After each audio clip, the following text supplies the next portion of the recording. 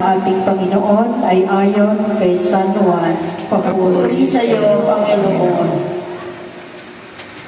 Noong panahon iyon, sinabi ni Jesus sa kanyang mga alagad, "Ako ang tunay na puno ng ubas, at ang aking Ama ang tagapag-alaga."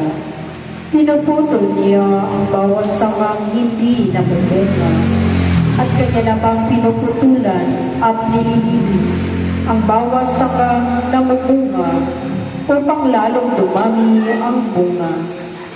Nalinis na kayo sa pamamagitan ng salitang sinabi ko sa inyo. Manatili kayo sa akin at mananatili ako sa inyo. Hindi makapagbunga ang sangang hindi nananatiling nakakabit sa puno. Gayon din naman, hindi makapagbunga kung hindi kayo mananatili sa akin. Ako ang puno ng ubas, kayo ang mga sanga. Ang nananatili at ako sa kanya, ang siyang namunga ng sagana, sapagkat wala kayong magagawa kung kayo'y hiwalay sa akin. Ang hindi nananatili sa akin ay itatapon at matutuyo gaya ng sanga. Ang gayong mga sanga ay titipunin ko at susunugin. Kung mananatili kayo sa akin at mananatili sa inyo ang salita ko, hingin ninyo ang inyong maibigan at ipagkakaloob sa inyo. Napararangalan ng Ama kung kayo'y namumunga ng sagana, at sa gayo'y napatutunayang mga alagad ko kayo. Ang mabuting balita ng ating Panginoon. Pinupuri ka namin, Panginoong Jesucristo. Palakpakan po natin ating Panginoon. Pagsipon na lahat ng mga anghel at mga banal sa kalangitan at sa inyo rin pong lahat. Magandang gabi. Amen.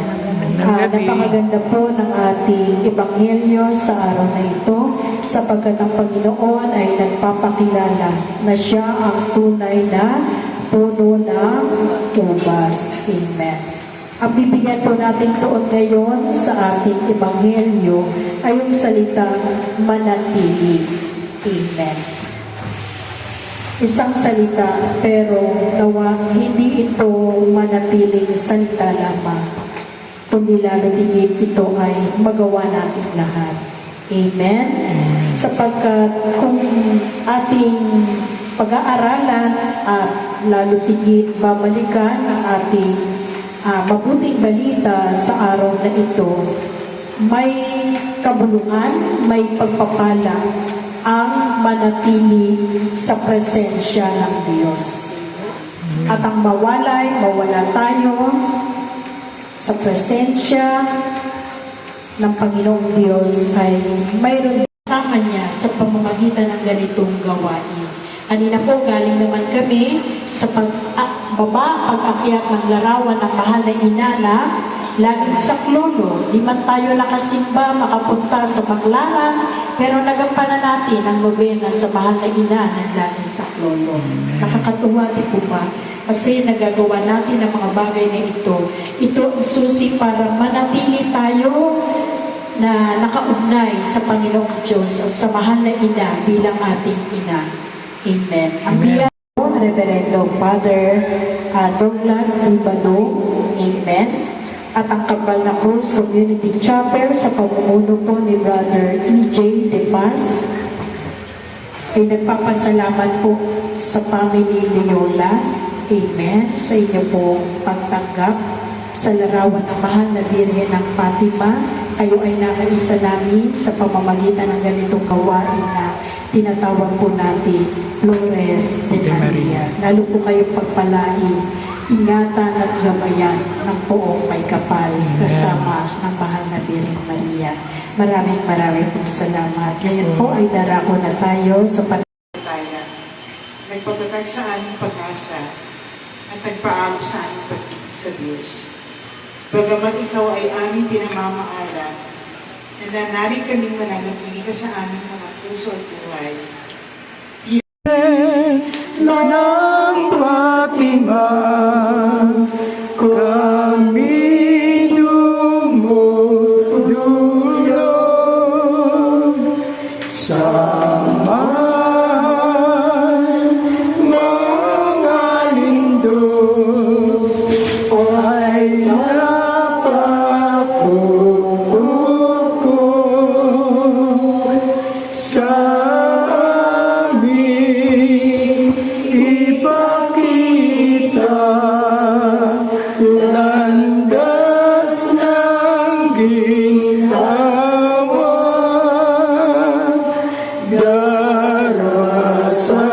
darasalin naming ina Rosario mo tuwina pangako mo ay tupdin hiling naming linggin digmaan ay pawin lahat ay pag-isahin ilawag si payuin aming dalangin kaming lahat ay ampunin at itong bayan namin. Maraming salamat, maraming pong salamat na sa mga oras ng tuloy, muli kami nakaganap sa ikatlong pagkakataon ng Flores de Maria sa Barangay 147, Panginoon. Lord, salamat, patuloy kami nakatatayo sa iyong harapan para maghandog ng time, talent, at treasure. Lalo tingin, Lord, sa pamilya, Loyola, Panginoon. Bless mo po, Lord, ang kanilang love offering na ay pinagkakalog din sa iyo, Panginoon, at ang kanilang bukas sa puso, sa kanilang tahanan. Patuloy niyo pong buksan ang mga durungaw ng kalangitan. Patuloy silang puhusan ay masagal ang pagpapala. Ganun din po sa aming lahat, maging mga kalusugan, kalakasan, ang aming mga katawan, sa po ng aming buong sambayanan.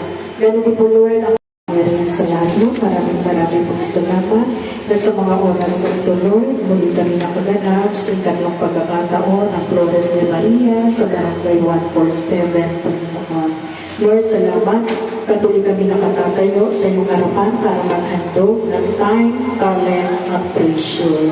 Lalo tingin, Lord, sa pamilya, Loyola, Panginoon.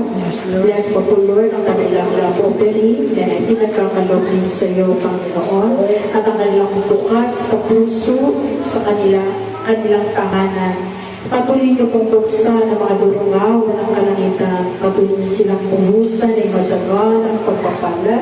Ganun din po sa aming lahat, maging mga kalusugan, kalakasan, ang aming mga katawan, sa po ng aming buong sambayanan. Ganun din po, Lord, ang